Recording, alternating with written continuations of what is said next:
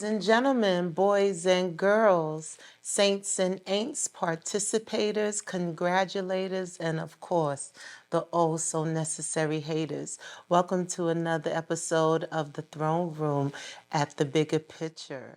Today we have in our virtual seat of the esteemed, the Bronx Amaru, a lyrical assassin, dragons up. This brother here's first name demonstrates his legendary DNA, but his last name, Rios, is a reflection of the river, which is a symbol of life change, time, and endless possibilities. He is 10 plus years in the game, has brought us phenomenal catalog of work, starting with Wonderland of Misery 1 and 2, Self-Afflicted Boy Bubble, Medicated Consumption, and of course the latest, Apophenia.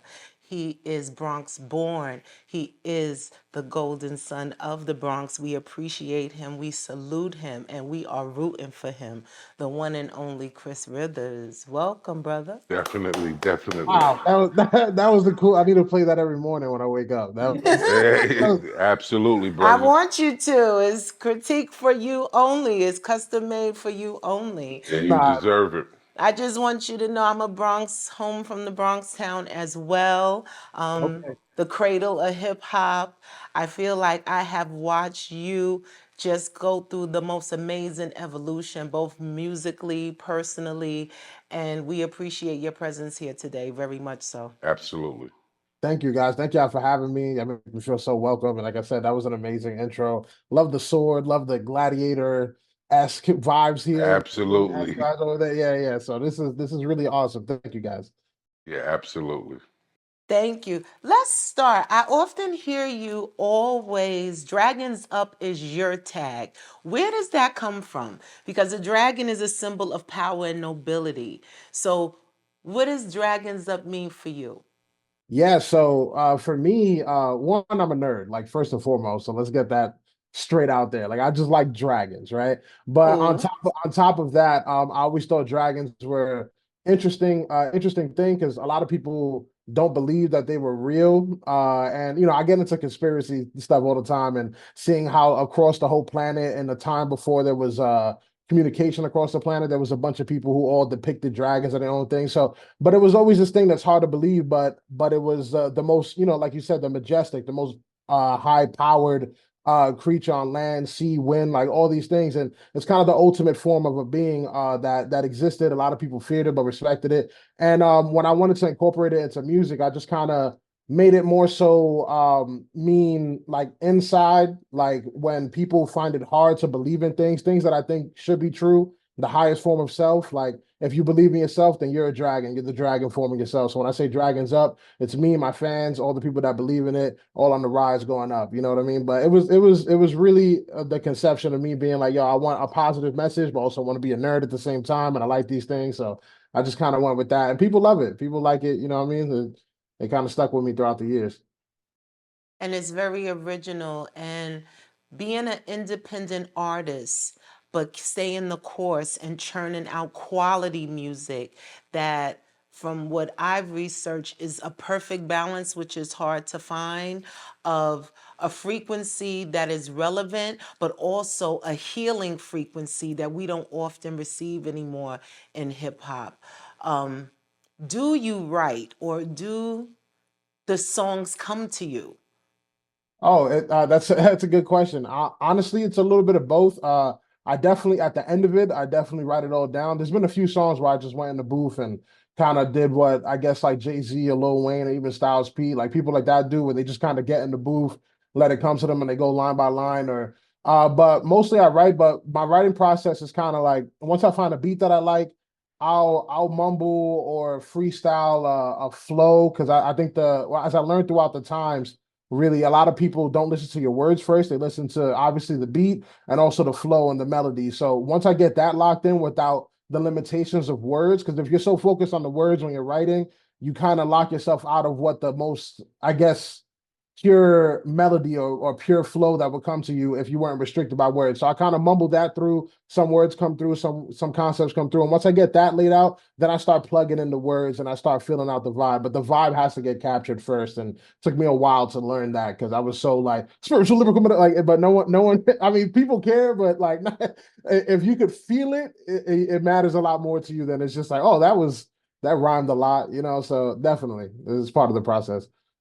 Sounds like an organic process. Yeah, it has to be. It has to be. And that I think that shows in the quality of the work once it's completed. It absolutely shows. I did see that you had an opportunity to work with Styles P. What was that like? Oh man, that was amazing. That happened not in the beginning of when I started, because I started right after high school. I really started pursuing like music, and I did stuff before that as well. But a few years in, I linked up with Styles and them over at D Block, and you know Jada Kiss, Sheik Luch, and a lot of the dudes over there. They really taught me a lot. Styles taught me a lot. Getting to see him in the booth, getting to see how he maneuvered, even to the point that you know I'm on the come up and I'm sleeping on the couch in the studio so I could like get in the booth. Like that's normal for people on the grind. Like you're not going home, you're there all the time. And Styles is right there sleeping on the other couch. Like he's already a millionaire, already 2 decades plus into this career, fully successful, and he still has enough love for it to break night in the studio just to get some stuff done. And I think that's really amazing, his work ethic and in and out of the booth. So yeah, I think it was amazing. He definitely taught me a lot, and it was just really cool to be around him. Like you start realizing, like, oh, these dudes. Because I only knew him through his music, but like he's into kung fu and insect documentaries and Juices for Life, which is his juicing brand, like bringing health to the hood. And he went vegan. Like he's a very complex individual, and it was an honor to learn from him. Yeah. Shout outs to Styles P. Absolutely. Absolutely. Tell me if you can, you were quite young, the story behind Three Down. How did that come about?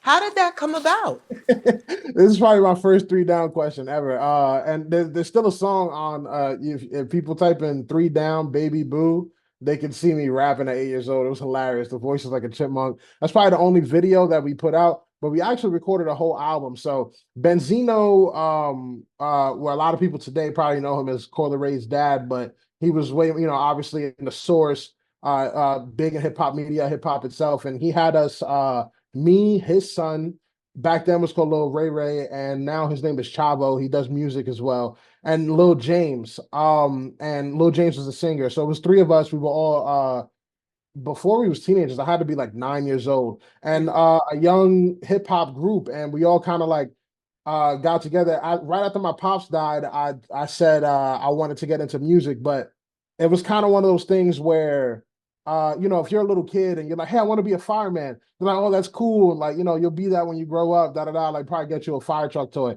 But imagine it was like, okay, cool. Let's get a fire truck and go right into the firehouse and stuff on that. So that was kind of situation like, oh, I want to do this. And but we had the resources and connections. So my mom and a few other people that we knew, they linked up with Benzino. I did an audition, we went in. And we kind of just collected, you know, made the group. We did a lot of stuff, man. We opened up for DMX in Puerto Rico. Recipes to him. We opened up for Ja Rule in like stadiums. Like it was during the time like we was doing stadiums, and it was crazy. And then it all fell apart. I believe. Correct me. And I might be wrong. It happened a bit ago, but around that time, I believe Benzino started beefing with Eminem. That was like the impetus of him beefing. Like they still have problems to this day, but To this day. Shout out to Benzino, friend of the show. Definitely friend of the show, Benzino. Much love. yeah, yeah, facts. And back then, I think you know, the impetus of it started happening. I think there was a weird clause where since we were minors and there was issue, I don't know, something happened, but we had a deal on the table and the deal got dropped. Maybe he would know more about it, but it was a big deal too. I think it was like maybe 1.2 on there, like which would have drastically changed my life now that I think about it. Because after that deal got dropped, the Three Down broke up. Again, we made a whole album and never got released. All the songs are pretty fire for like kids songs. Like, it was pretty great. And we shot that one video that was serialized. And yeah, everything just, is in the boxes and on the shelf there. But yeah, after that, pursued my regular life and the group broke up. But yeah, it was definitely an interesting time. I always forget that happened, like so young. Like, yeah, it was crazy. Sounds like an amazing time, but so soon after the loss of your father, continue rest in light to your father, Big Pun, a legend. Um, did you immediately know that music, hip hop was gonna be something you was gonna tap into, or was it more it found you? Did hip hop find you, or did you find hip hop? I think a little bit of both. I think back then, before my father, again, he passed when I was 6, but Right. before he passed, a lot of the stuff that he would instill in me was like, you're the only boy. You have to, protect your sisters and your mom, and you have to provide for them. So, I was filled with those ideals, and then he passed when I was young. So I assumed I was like, okay, the way he provided was through music, so let me go and do that as well. Now, that obligation led me down the path. I did find love for it, and it turned out I was good at it. So that was good. It wasn't like I just jumped in and I was trash and I kept going. Like, I definitely learned a lot and put in my 10,000 hours.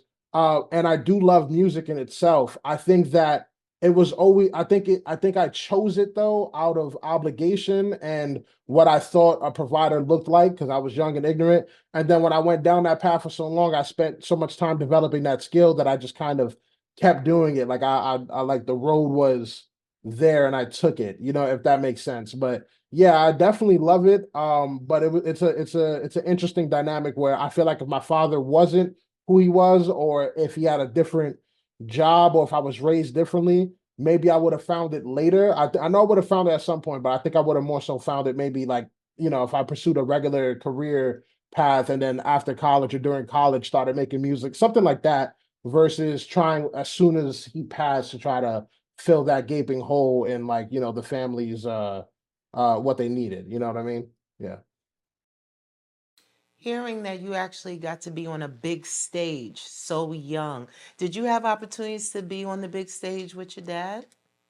Oh no, no, no, definitely not. I mean, there were times when we was with him in the studio. Maybe he brought us to a show here and there, but yeah, no, where he was performing, and especially like in the '90s, and the early 2000. Well, he died 2000, so really the late '90s, mid to late '90s. It was really, and the type of music he made, that horrorcore gangster hood vibes, like it was way too dangerous to bring children to the to the show. You know what I'm saying? Like, yeah. So we definitely didn't really. I wasn't on stage with him.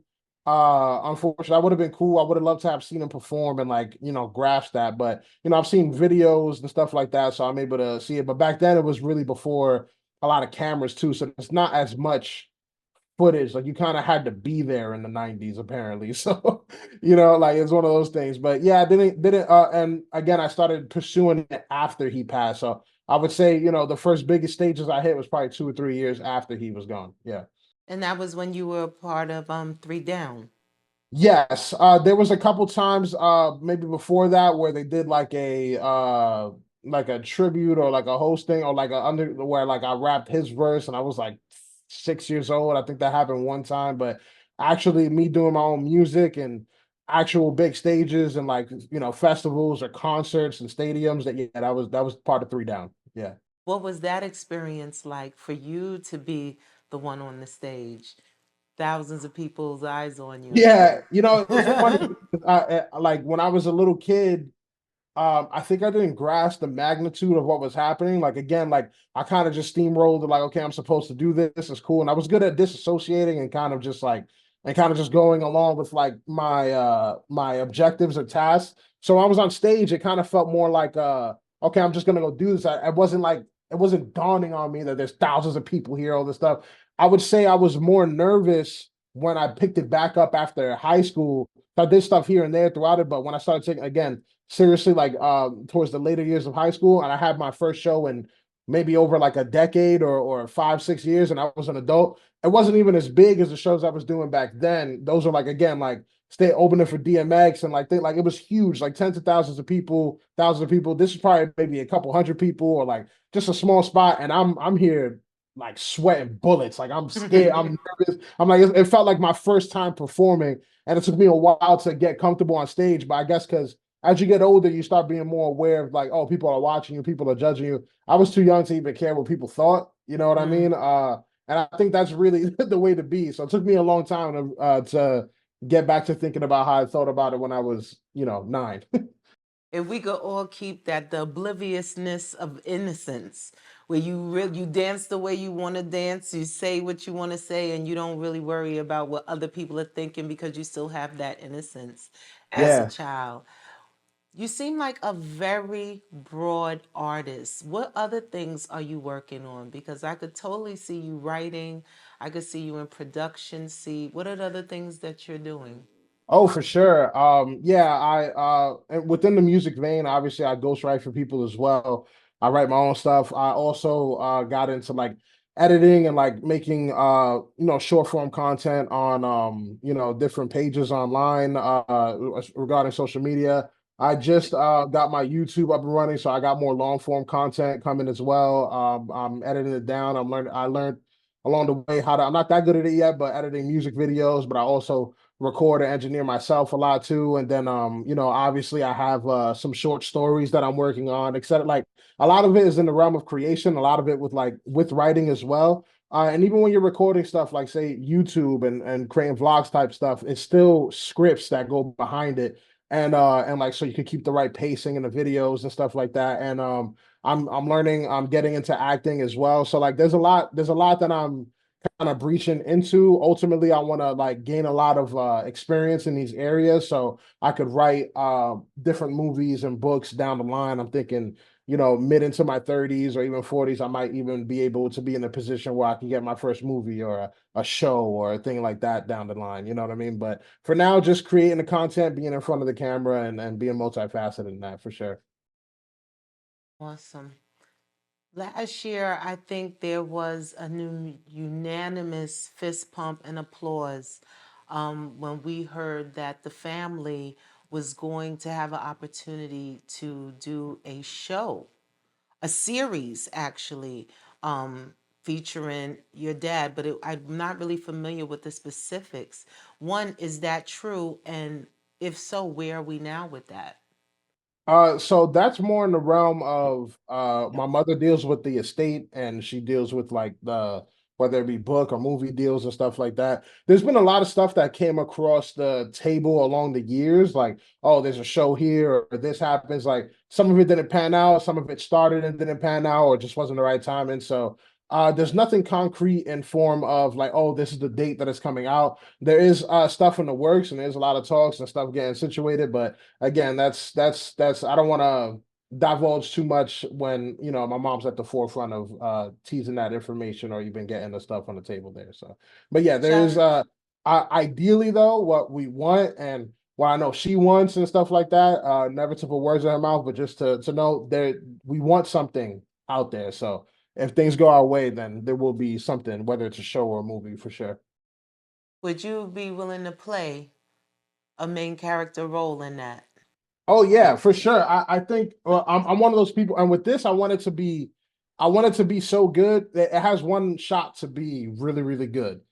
And so of course I would love to be in it to whatever capacity, but no nepotism and no favoritism going in there. Like if I'm not the best for whatever that role is, then don't put me in there. Like I need to be good enough to do it.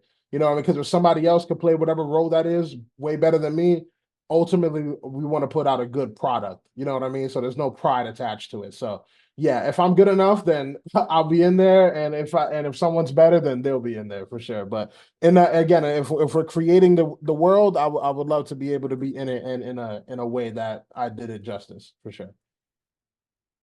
Wonderful. I wanted to ask you because hip hop is now, last year was the 50th anniversary.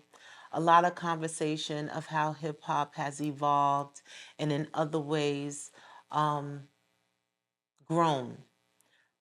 The genre of drill, for me, my thoughts are kind of similar to the evolution of heavy metal and rock and roll. For a while, We had rock and roll, which a lot of the parents were like, oh, this is all right, it's not so bad. Then it materialized into heavy metal, a little darker, a little wilder. And then we got to the goth movement, which was terrifying for a lot of adults, but there was a whole movement behind it.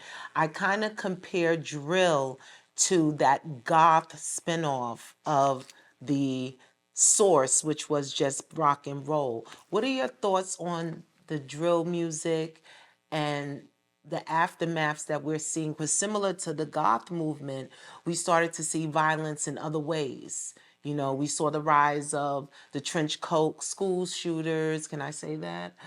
Things like that. And in the drill scene, we're seeing the celebration of unalive. It's a very dark, low frequency version of hip hop. What are your thoughts on that?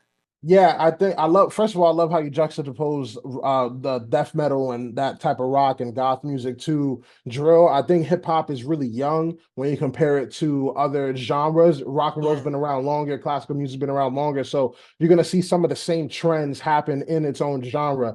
I would say even in rock and roll and goth, that at a certain point, kids, teenagers, when they grow up, they want to be rebellious and they don't adhere to what the previous generation before them, whether it be their parents or older people, they say you got to live like this because this is how we learn. And you're like, no, I'm living my own life. Let me be rebellious. And that's kind of where the goth stuff came through. And then when you go even more into the emo stuff, emotional, it's people, kind of feeding off that emotional angst that's happening during puberty and the confusion and all that stuff. And it kind of manifests itself with how they dressed and how they behaved. And a lot of negativity did come from that. But overwhelmingly, I would say positive things came from that too. You just obviously it's sensationalized when it's a school shooter versus that one person versus the 100,000 kids that probably didn't cut themselves or didn't harm themselves or do self-harm because they was getting that emotional access from the music. With drill, I think it's obviously hip hop's version of that, and in certain areas, when you think about Chicago, when you think about other places where this is happening a lot, it's kind of a manifestation of this is our culture, this is what we feel, and we're rapping about what's going on around us. If we live in desolation, poverty, and violence, and we're poets, this is what we're going to rap about. We're going to make the soundtrack to our lives. We're going to make the soundtrack to the things around us. It's unfortunate that a lot of people are dying from it, and not from it. It's kind of like, again, the soundtrack to some shootouts, the soundtrack to stuff. But I think it gets way deeper than I think we're talking about the effect a lot. Like, oh, we see this, perpetuating or sensationalizing these murders or people dying. Whereas it's kind of the cause of it is again poverty, being in environments where this is so normalized. You know what I'm saying? Like it took a lot. When you grow up in the hood, it takes a lot to not have a hood mentality. It takes you have to be different than everyone around you. You have to not follow your friends. You have to isolate yourself. Sometimes you have to put yourself in danger by not being in the herd. And most people are going to be inside that. I'm not making excuses for it, but I'm trying to explain why it almost makes sense that that's the type of music manifesting when their lifestyle is so reflective of it. So it's definitely unfortunate, I think. And I think that drill kind of took over the scene sonically for a long time, trap and drill. And I think for the better part of a decade, I think we're finally getting to the point where maybe the consensus of music is shifting a bit. But drill had a chokehold on hip hop, which hip hop was Absolutely. for a while the biggest genre. So I think it really spoke to the people who was actually going through it and the people who from the outside who are just so captivated and fascinated by that lifestyle, who are in the suburbs maybe, but it's so wow, we gotta see. So I can see why it blew up. I can see why it's getting pushed, especially when they want to keep us at a low frequency and just kind of keep us there trapped because that's where the money is. But yeah, it sucks. I'm really interested in seeing where music is in 5, 10 years, or even if we adopt something that's more, uplifting. And there are some artists now, but yeah, it's definitely sad what happens in relation to drill for sure. But it is what it is. Absolutely. I also know you're a promoter of mental wellness. Yeah. And when you just spoke on the low frequency, You're absolutely correct. That low frequency, the vibrations of even the melodies that are being used, it doesn't feel good. It is hypnotic, which but when you listen to it just internally, it doesn't have that feel good feeling. So much of your music feels good. There may be a roller coaster ride of going a little dark, but you always come by that next flow, next stanza, you're back to the light again. What do you anticipate for yourself musically in the next year? I'm not even gonna go 5 years because 5 years, we don't Yeah, know. I definitely want to put out a couple more projects. I want to actually get my core audience more engaged. I put out a lot of projects throughout the times and a lot of music, and I put out a lot of freestyles, and I have a lot of people who are invested in my career, whether it's fans, supporters. But I would say that because of my lineage, a lot of the people who came to my music were either fans of my father as well or in that world. And when you try to shift, you there's sometimes kickback or feedback or yeah, it's definitely interesting to try to evolve as an artist when there's people who want you to be a certain way. So I would say I did that gradually throughout my career, and now I can make more diverse types of music where I don't just have to sound like my father, even what I sounded on my like on my last project. So I definitely want to give people something that I want to kind of expand my audience, if that makes sense. Whether it's more TikTok, getting on TikTok and doing stuff to grab a wider audience, spreading more on Instagram, or just diversifying my portfolio in the sense of like I don't just make musical content. So you might start following me for vlogs or comedy or skits or this and that, and then you see the music. So you come along and take that. So I really want to expand that core audience,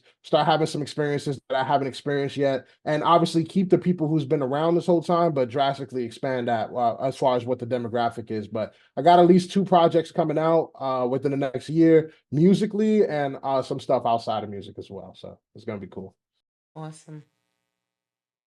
Really, really, really awesome. Thank you. A golden collab. What would be a golden collab for you right now?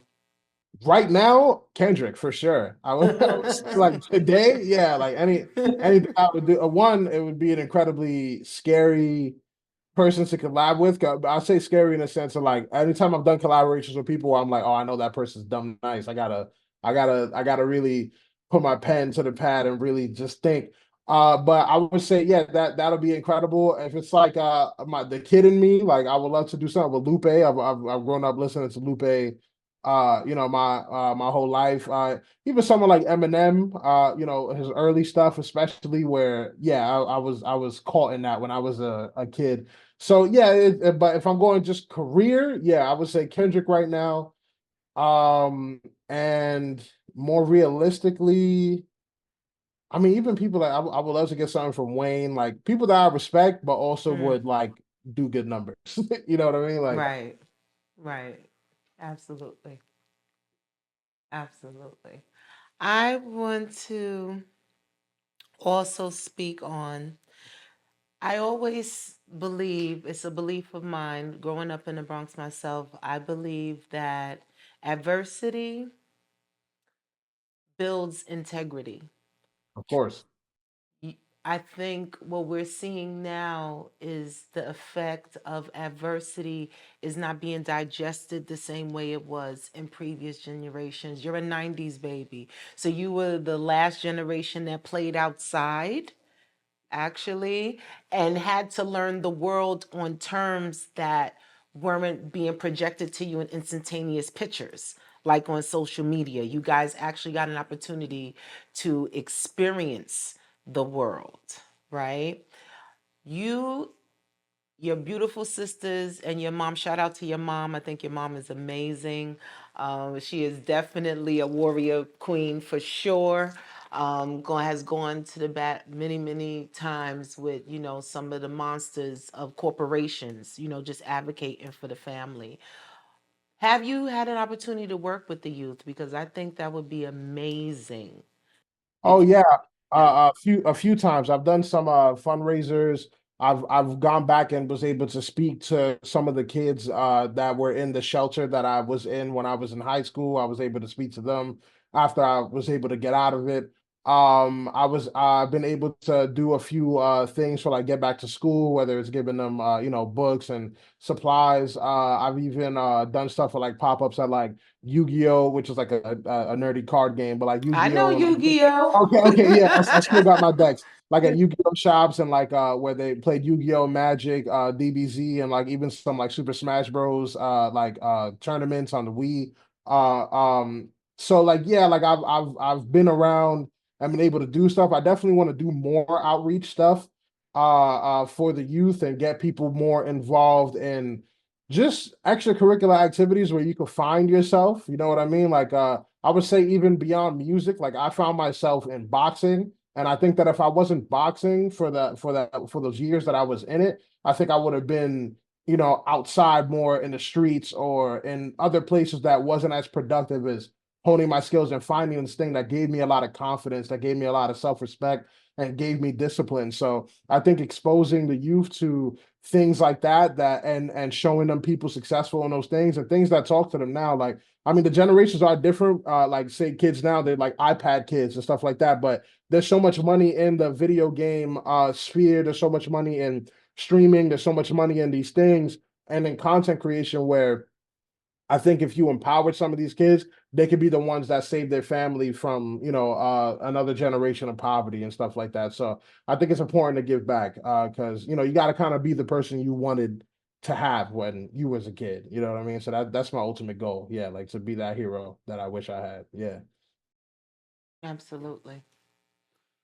I think many of us deal with the child that's inside of us. Even though we grow up to be adults, the child inside of us is like always present, and it helps shape and mold the adult that we grow up to be. Many of our adult characters are really characters that we put on to hide the child. So one of the things that I think about a lot, and I, looking at you grow up and watch the whole thing is uh having a legacy that you have, having the history that you have. At 6 years old, I heard you say that you really didn't know that your dad was as famous as who he was. So it came after that, after you saw the funeral and how people was falling at the casket and reacting and whatnot.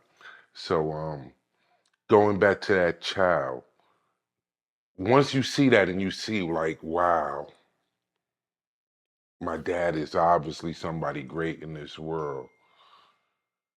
How does it affect the child, and how is that child inside of you feel about the future that happened after that, about um, everything that your dad built? Like he's a pillar in hip hop. Everything that he was a part of, not directly benefiting that child.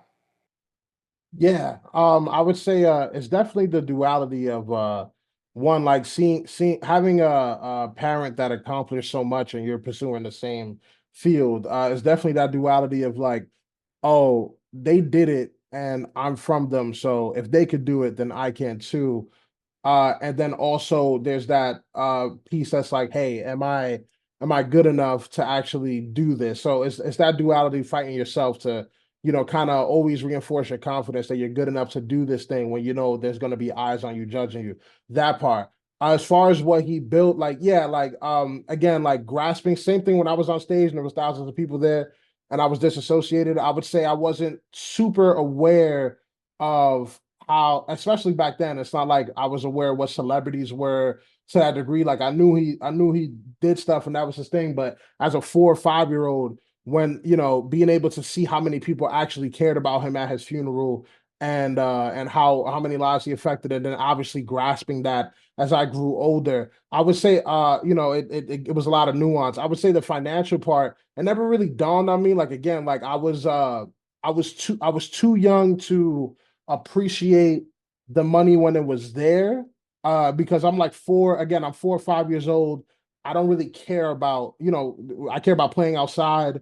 I care about, maybe a couple toys. I'm not, and I never, my sisters were more into like fashion and stuff like that, especially growing up. So I really didn't care for expensive stuff. So when the money was gone afterward, it kind of just felt like I was like everybody else around me because he never did want to leave the hood. Like even when he was at his height, we still lived like on a house in the hood, and no one tried anything because he was probably the craziest, most equipped dude on the block to deal with stuff. But at the same time, to show the danger of it, the same year he died, or maybe shortly after that, we had like 3 home invasions because they knew he wasn't there anymore. So that was the danger of the area that we was in. So I still grew up there, and then after the money was gone, and we're house hopping or going to my grandmother's house, or I'm in my cousin's house, or we're figuring stuff out.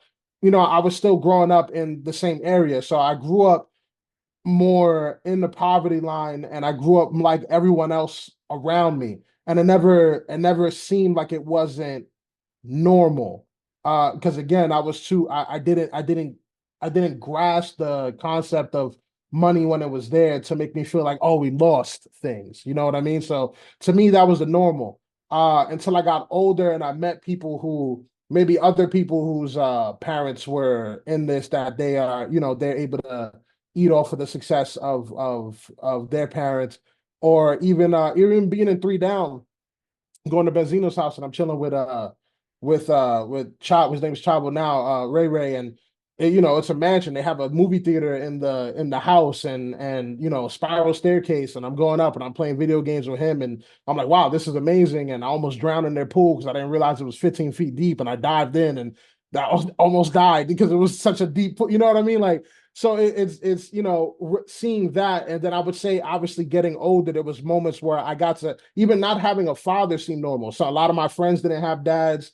A lot of, what I'm saying. So until I got a little older, and I started seeing how dads hit people with dads, and then how dads are supposed to interact with their kids, where it's more nurturing and loving, and seeing that, where I was like, oh shit, like, I'm sorry, I don't mean to curse, but I was like, oh, like, this is what a father is supposed to be like, and this is what having a dad is supposed to be like. So I would say I normalized all the, whether it be the poverty, the trauma, all those things. It was my normal base, frequency. It was where I was at. I didn't think it was weird.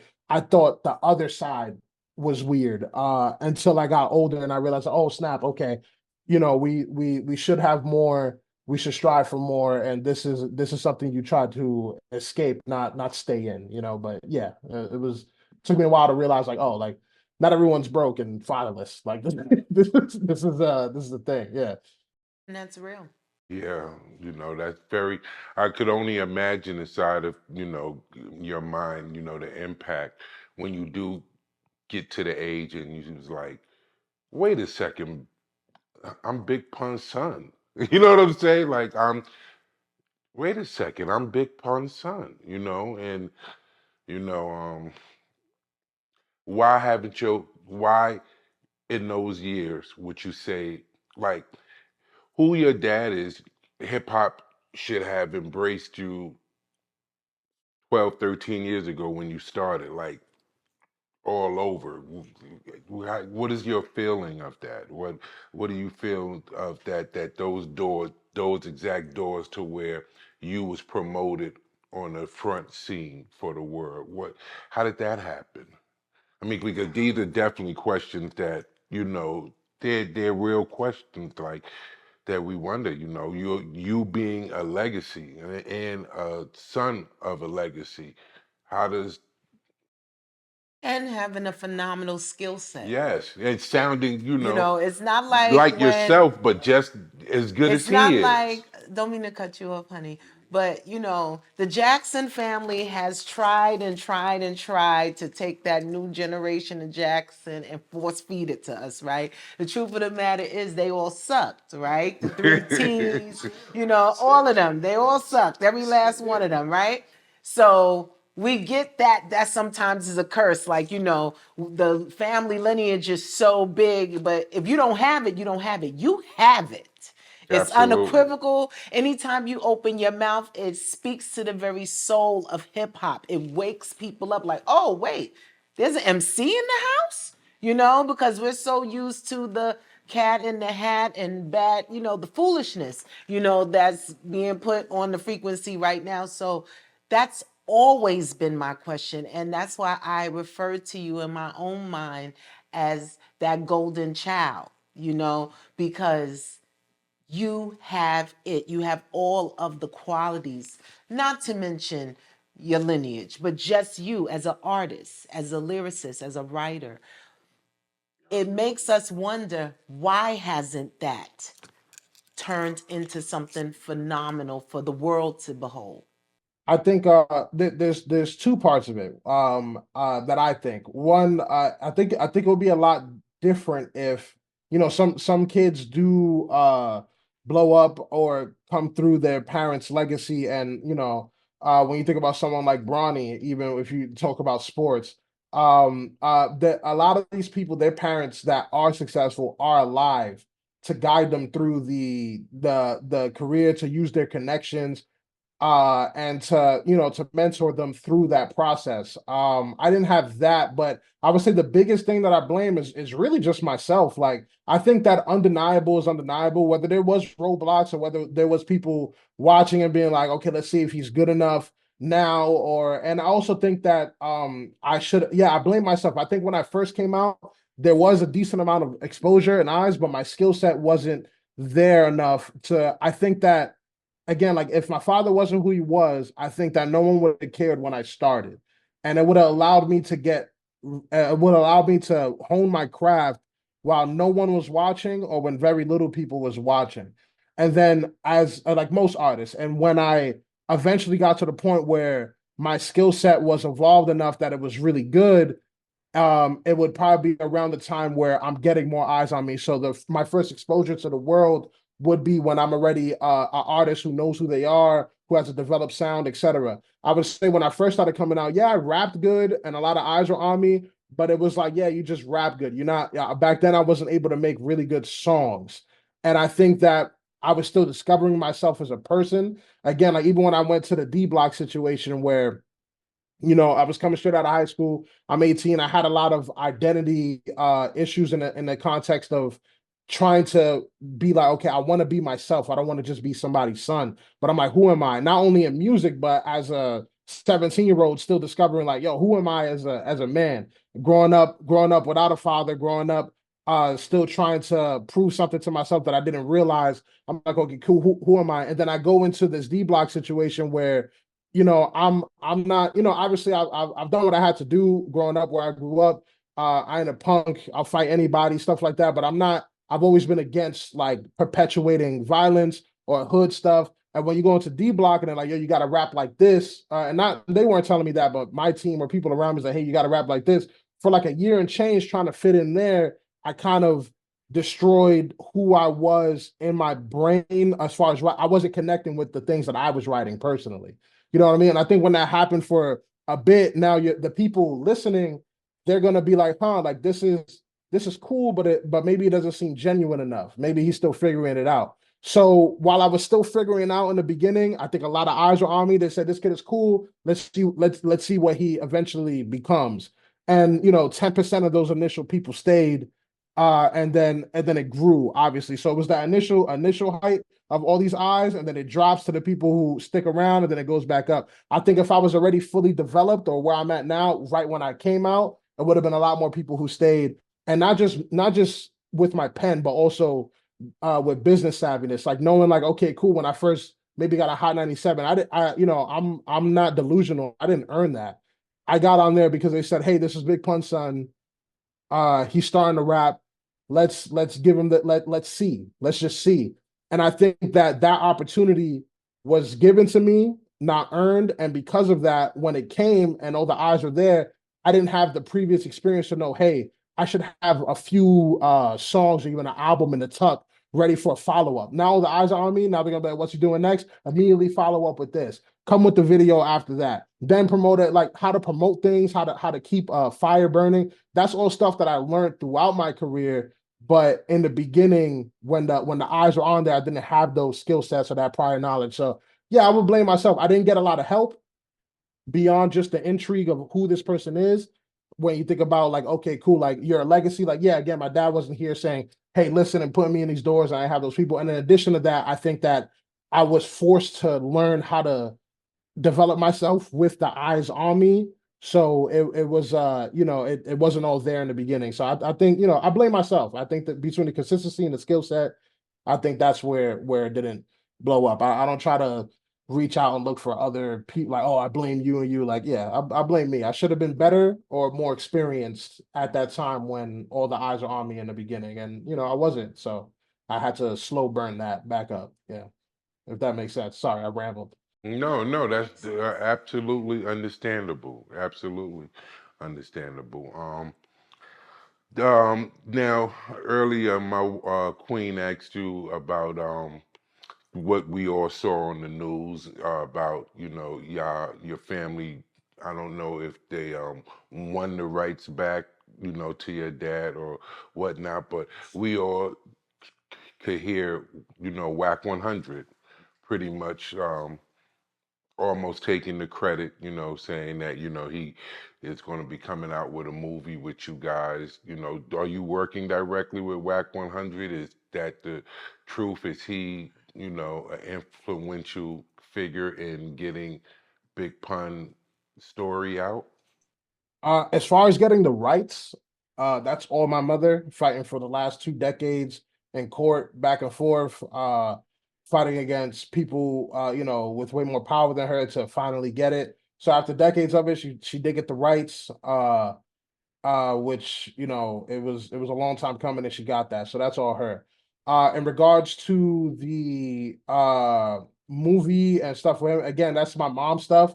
I know she does talk to Whack. I know that they were in talks about things. As far as where that is or when that's happening, again, it's not mine to say, nor do I don't have that much information. Like I talk to my mom like how maybe most normal people talk to their mom, like once every week or so, maybe a couple more than that. And then on top of that, we're not talking about that a lot. We're just catching up and making sure she's good, etc. So yeah, when there's big news, and the big news that I got was the big news that you guys got, where it's like, oh, this thing might be happening. Oh, this is really cool. Okay.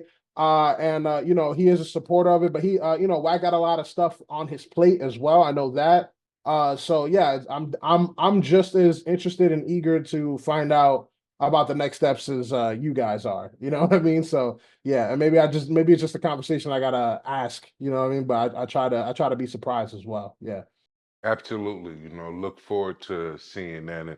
And I think that me personally, you're a killer role to play your father, anything that happens Yeah. If like I'm good that. enough, it would be an honor. It would be an Yeah, honor. I mean, I who gotta else I gotta could, take some acting classes. yeah, who else could they get? But you could do it, you know.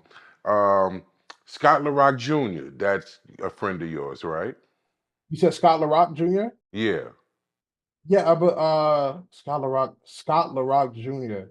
A friend. I think I've worked with them, but not like I talk to them often. Oh, okay, all right. Because he has a very similar story, to you as well, His dad, Scott LaRock, one of the founders Exactly. of hip hop, and somehow he didn't see the benefits of it either. So I was just wondering, I think y'all have worked together. I didn't know how Yeah, close yeah, we've y'all. worked together. We haven't yeah, like I've worked with him, but I haven't had the opportunity to like really talk to him. It's but that might be an interesting conversation considering what you just said, like how Yeah, yeah, absolutely, I'm absolutely. I'm cool with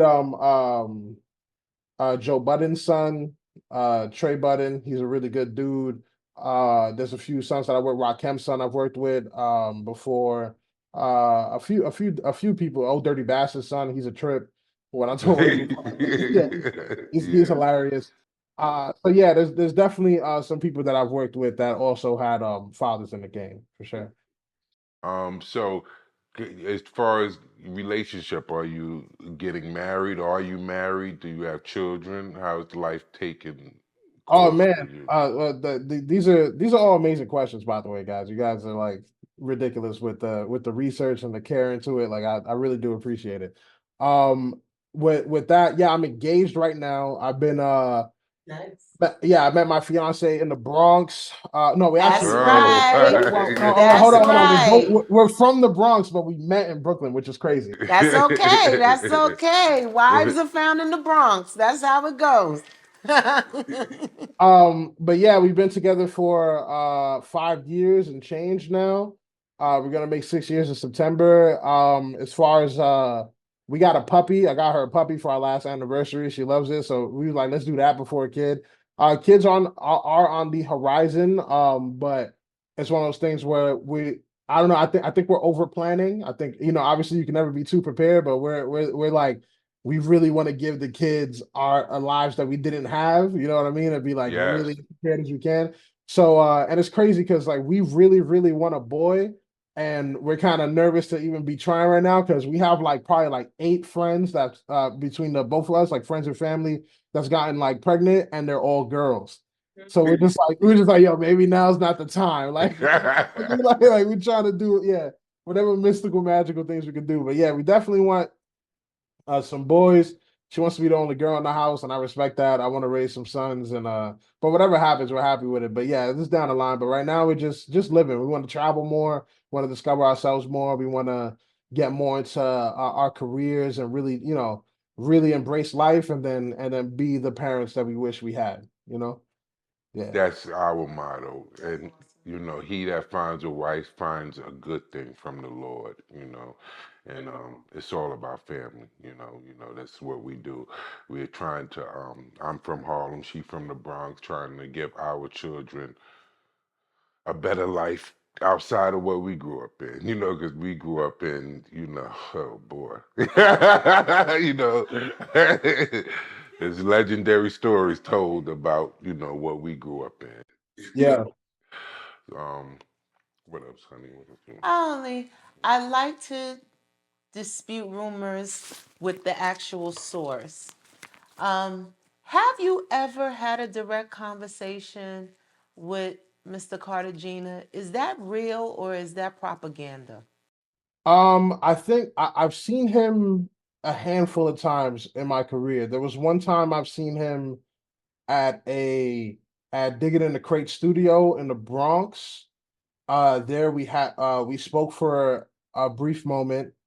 Probably that was the longest conversation we probably had like in my life there, and that was probably like 10 minutes. And then I saw him again at a at a show that I was doing, and he kind of looked at me and walked by. I believe it was that one, or maybe he didn't see me. He had shades on. It was dark. I saw him again. I saw him and Remy again at one of the BET Awards. Again, it was just a quick walk by. Remy said hello to me that time.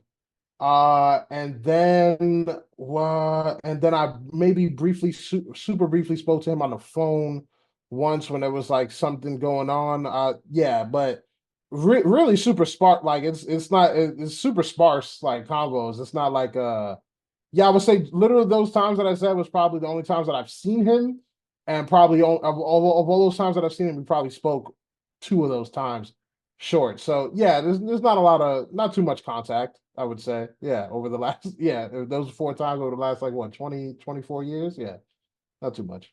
That's I don't even know what to say about that.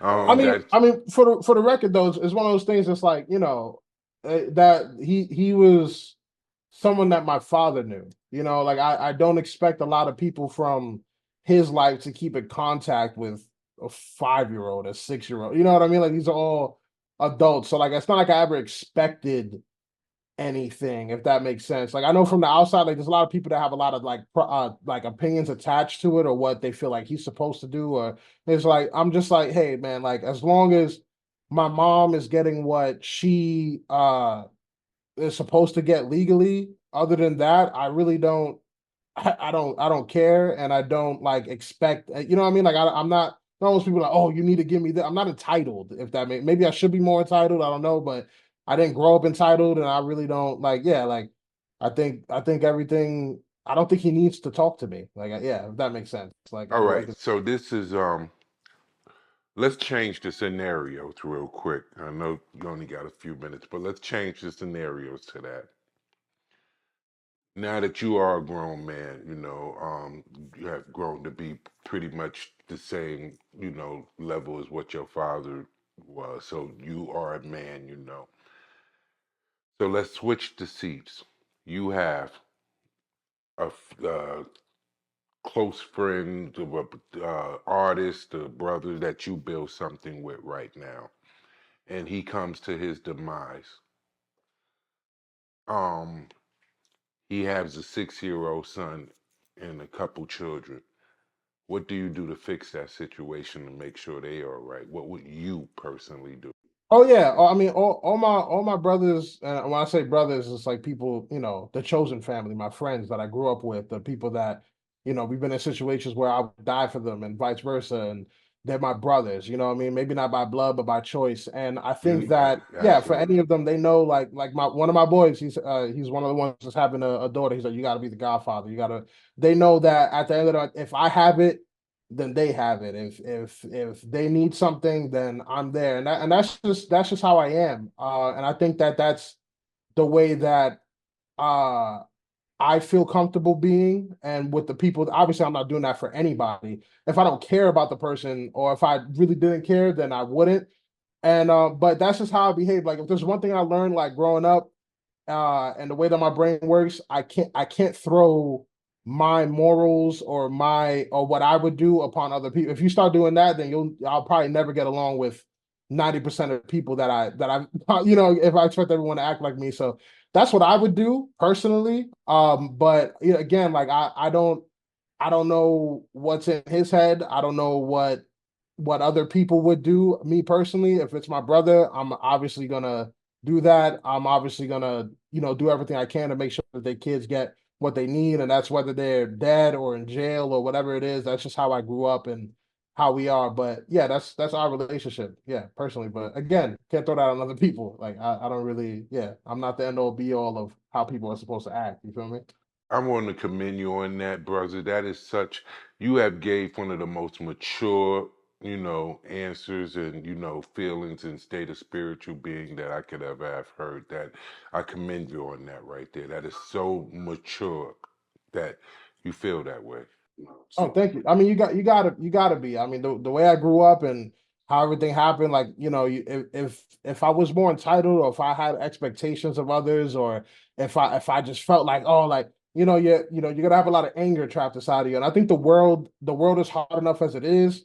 It's gonna knock you down as much as it can. Like, don't help it. You know what I mean? If you could adopt a mindset of like, hey, like, everything I'm willing to earn everything that I get. No one's out here gonna save me. I got to be my own hero, and that's fine. I'm gonna continue to grow so that I could give the people that come after me better than what I've had. Like, and I'm happy doing that. I'm happy being the one that works their butt off to get to that point in my family and to break generational curses. Like, if it has to be me, then it has to be me, and I'm okay with that. You know what I mean? And we just got to keep going. Like, other than that, we just vibing. Yeah. I know that I would say this that no man could give you what God haven't given you, and no man could take away from you what God has given you. So God has given you talent, you know what I'm saying? He's given you who you are, and no man could take that from you. And sometimes, like even in my own situation that I've had, I say, why did I get the money there? Why that person didn't give me something? Why couldn't they see that I had deserved something or something like that? And this is not, to any directed at anyone else, but this is my own deep understanding. Sometimes maybe I wasn't supposed to get money from that exact situation. You know what I'm saying? Maybe God, again, will provide for me, which He does greatly. You know what I'm saying? Provide for me where He wants me to take the source of my income from or money from or something like that. So, Yeah.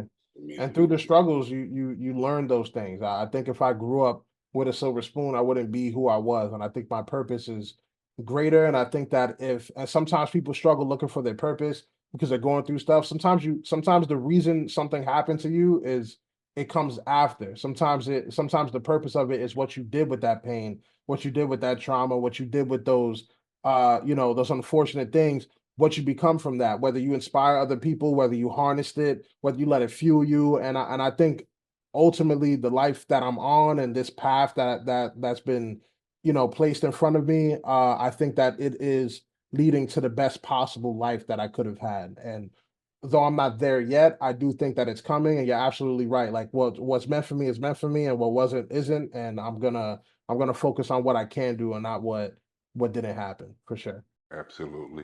And one last thing. When I knew I became mature, when I knew I had finally became a man, I had got to a point in my life where I had said that I was able to forgive my father for whatever shortcomings that I thought that he had. Because when I was growing up, thinking dad and like, I blamed him. Any situation that went wrong, I thought, this is your fault. What I'm saying, you should have did this, you should have did that. You know, whatever it was, he was the direct, in my mind, the direct blame. But when I got older, and I became mature enough to become a man, it came to the realization to me that if my father didn't do everything that he did the exact way that he did it and it happened the way that it happened, that I wouldn't be, at all who I am now, possibly even born. And I realized he had a father that happened with, and that father had a father. So I realized that I had to come to a place of forgiveness, for my father and forgive him and just know that this is a relationship between me and God, more so. And and so that you said something to the same effect that you came to a place of forgiving your father. If you just elaborate on that real quick before we close up, because I thought that was beautiful. And I think so many young men out there need to understand what that even means. For sure. Especially in the aspect of young men, I think even with young women, they have to. I think kids need to forgive their parents. That's a big part of it. Absolutely. You know what I'm saying? Some of our parents did their best and failed. Some of our parents didn't try much and failed. Some didn't try much and succeeded. It's difficult, and it takes a long time before you realize your parents aren't just your parents; they're whole people. And in the story of his life, he was the main character. He wasn't just somebody's father. If anything, he was somebody's father for a shorter portion of his life. You know what I mean? Even while we was his kids, there was so much that was going on, and so much that he suffered from in his childhood, and things that he went through that's insane and created the person that he was. And it's again, it's generational trauma, and like in that understanding, there's forgiveness, and I forgave him a long time ago. I had to like and I had to learn how to forgive him while he wasn't here, which was unique. You know what I mean? Because it's as I don't know if it's easier to forgive someone where you could talk to them and ask them the reasons why, or things like that. But I had to learn how to forgive them in other ways, and through that forgiveness came an understanding of self that you also have to learn how to forgive yourself. There's so much blame that you put out into the world. Oh, I'm this way because of this person, but ultimately your all your choices, your life is exactly the result of all your choices, and there's no way around that. Some choices are easier to make than others, and some people have easier choices in front of them, but ultimately you have to make those choices for yourself. So if you're able to forgive your parents, then you're able to stop blaming them, and then you start looking within and you start realizing, okay, I'm in control of my life, I could do this. And then you forgive yourself because you're so hard on yourself. Like I'm probably harder on myself than anybody else is. So it's one of those things. Forgive them, forgive yourself, and forgive the world. Like through forgiveness, you'll find those good paths, and I think that's really powerful because a lot of people walk around with anger inside of them. A lot of people walk around with doubt and self hatred, and so many things are going on with people's mental health these days, and they don't feel like they're good enough, and it's really hard to survive right now. But I think you gotta forgive yourself, forgive your parents, forgive the world, forgive the people around you, and really, really feel that forgiveness and move forward with hope and with love. And I know it sounds simple, but it's a lot more difficult than people think to just have hope when you wake up. But I think forgiveness is the start of that journey, and I'm midway through it, and I can tell you guys have so much wisdom inside of y'all from forgiving things in your past and becoming the people that y'all always needed, and I aspire to be that as well. And hopefully, anybody watching, they feel that they're able to become a better version of themselves, the selves that they always dreamed of. And again, forgive yourself, forgive your parents, and love yourself. I would say that for sure. That's amazing, brothers. Like I said, just the conversation with you, it's clear to see you have a high spirit conscious. Um, I, When's the next time you'll be in hometown? When's the last time you've been to the Bronx? You and the missus to be. Oh man, it's been a little bit. It's been maybe a couple years that we've been there. We was gonna go more recently, but then stuff happened. But I'm definitely gonna take it again soon, just to see family and to see some friends, pop up on them, surprise them, and just yeah, and just enjoy it. But this time is like tourists, not like wait, so you wasn't here when they did The street the dedication. street dedication to your dad? I left right after that. Like probably within a month after that is when I left. So that was like the last big thing I did. Okay, And then I visited one time. Again, we visited again for some business stuff, and we got to see people. We stepped outside. It was real nice. But yeah, definitely want to go more. But it's when I think about traveling, it's really like let's go back to the Bronx. I'm like I'm trying to go to Greece. I'm trying to go to yeah. I'm trying to go maybe go to Puerto Rico. Really go to like where the motherland and stuff like that. So yeah, like absolutely, definitely gonna pull up again soon. I have to. absolutely. Well, This was amazing.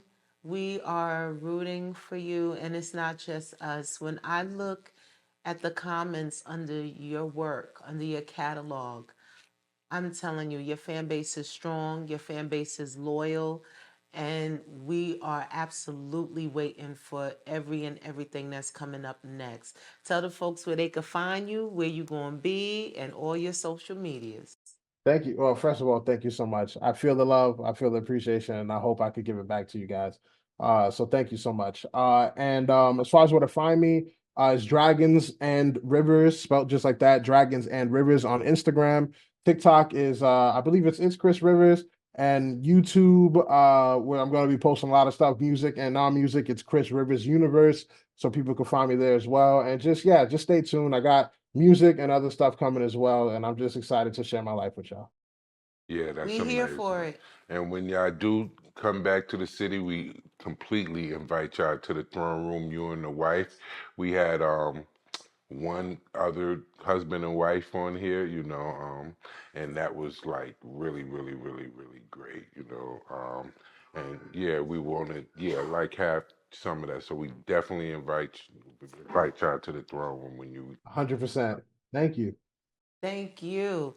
We appreciate you, ladies and gentlemen. Chris Rivers, give All him a right. round. Thank you, guys. Thank you so much. Definitely. We salute you, King, and we talk to you soon. Peace.